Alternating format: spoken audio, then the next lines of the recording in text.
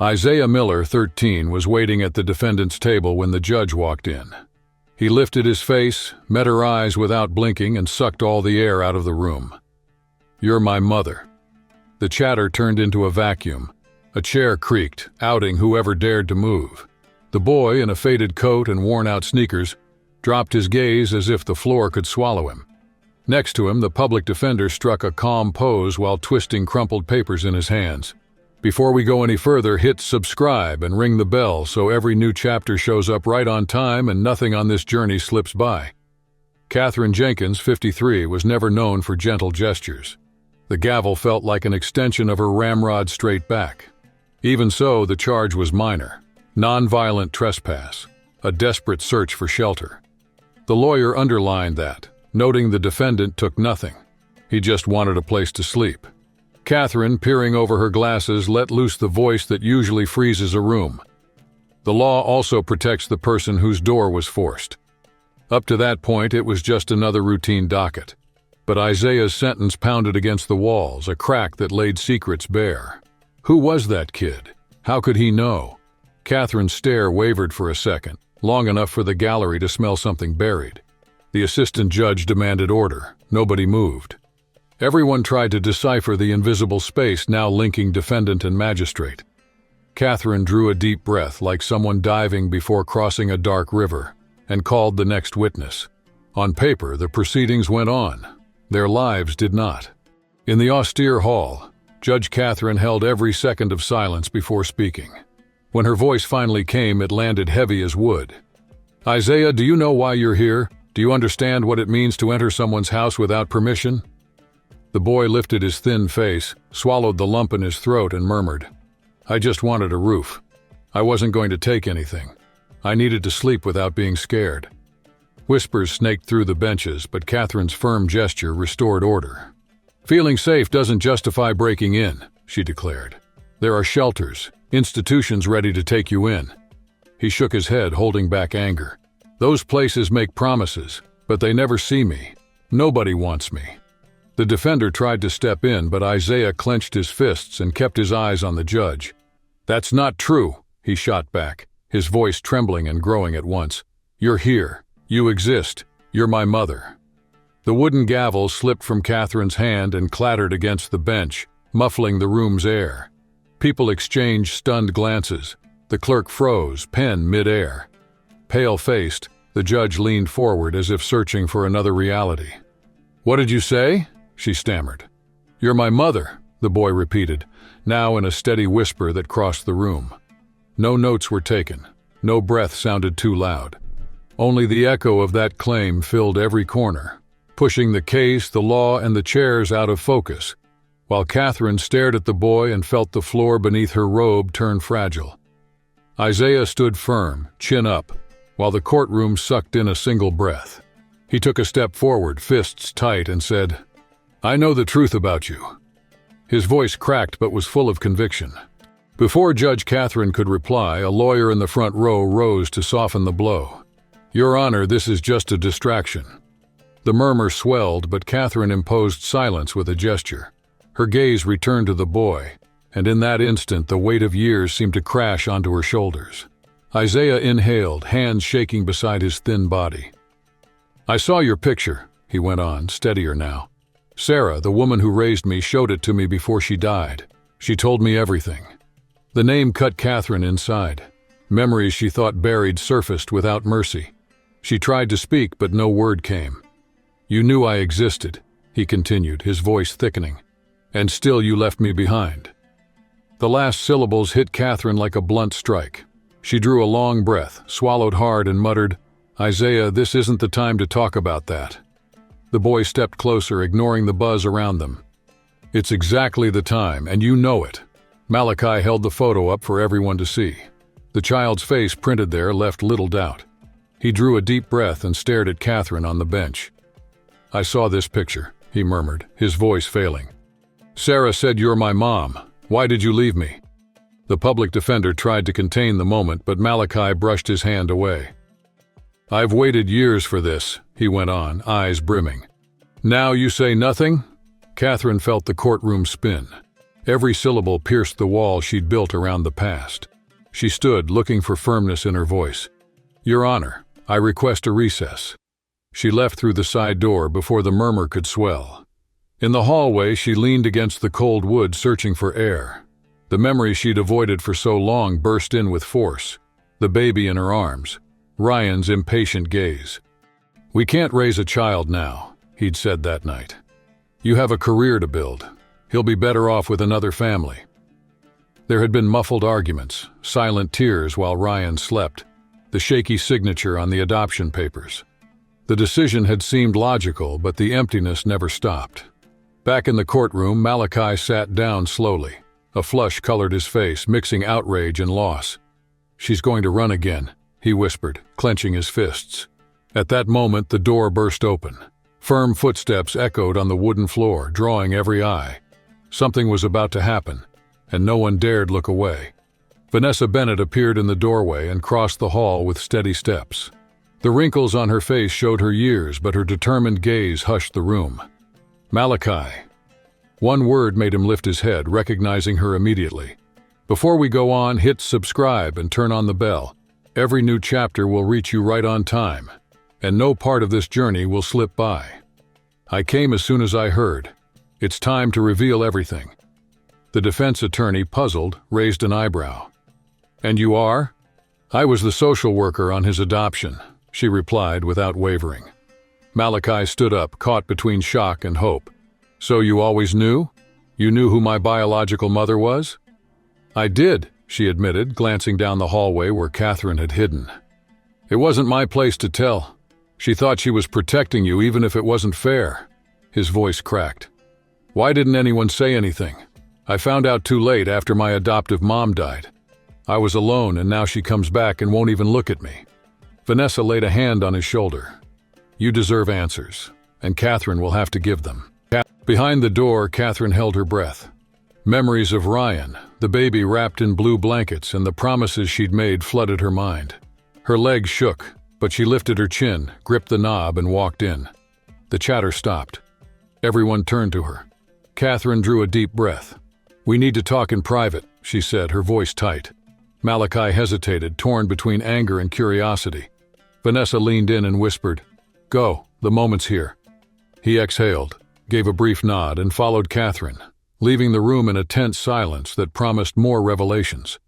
Their footsteps echoed into a small room at the back of the courthouse.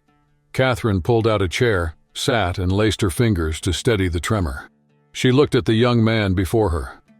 "I know you want answers, Malachi. I just don't know where to start." "Start here. Why did you leave me?" His voice was low, sharp.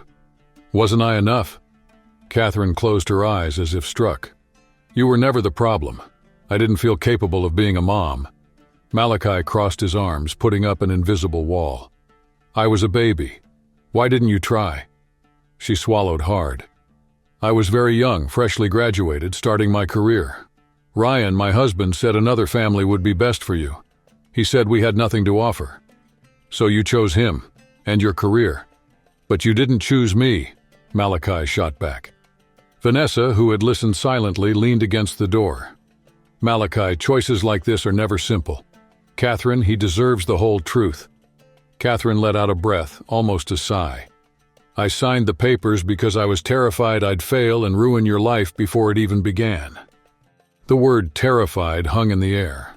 Malachi looked away, caught between the anger he'd carried for years and the pain now exposed.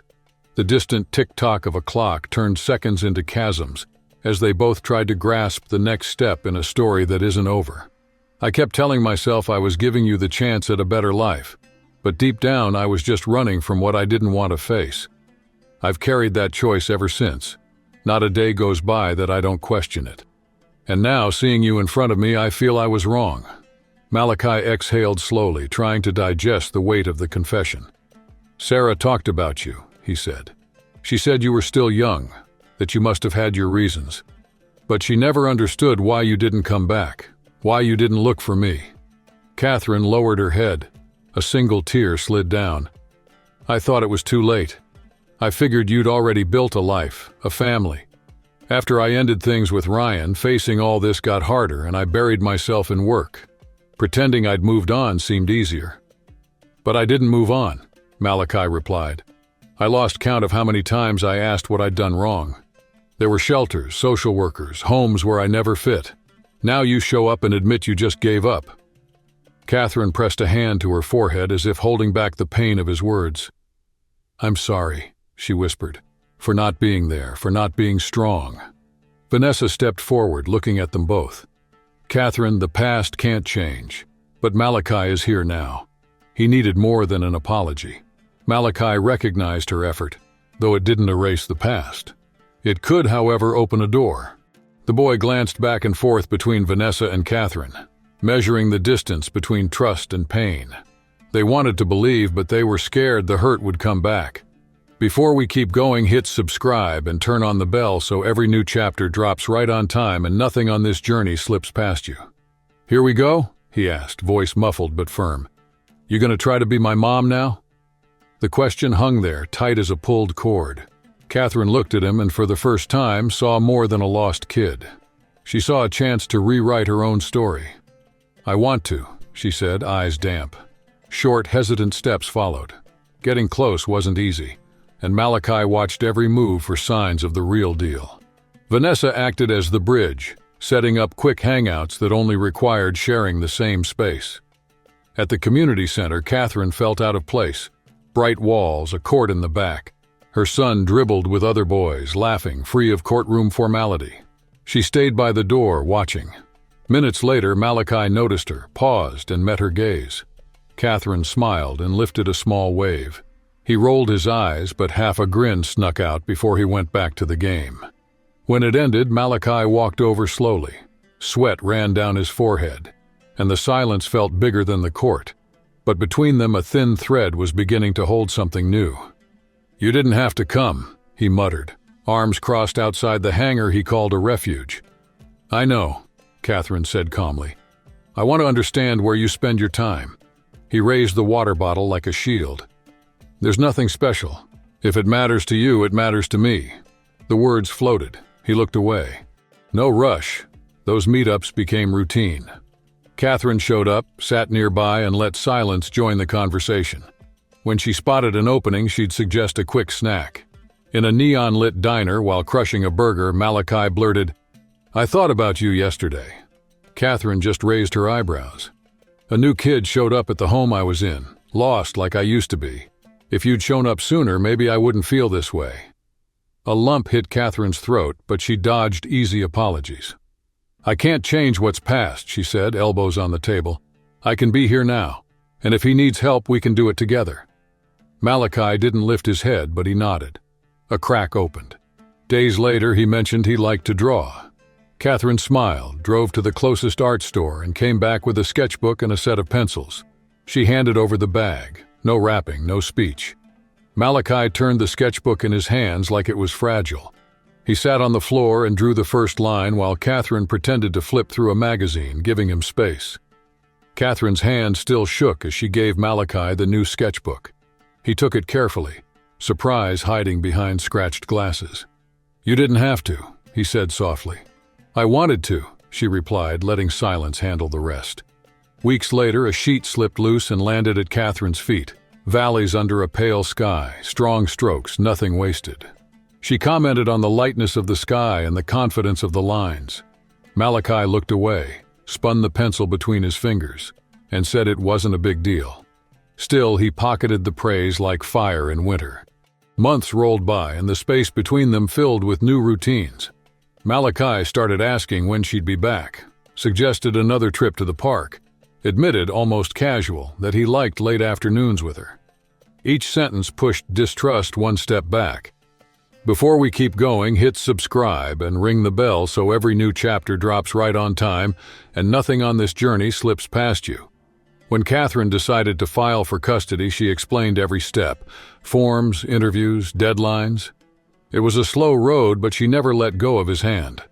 On hearing day, Malachi sat beside her, borrowed suit, eyes on his laces. The judge read the decision, the sound echoing off the walls.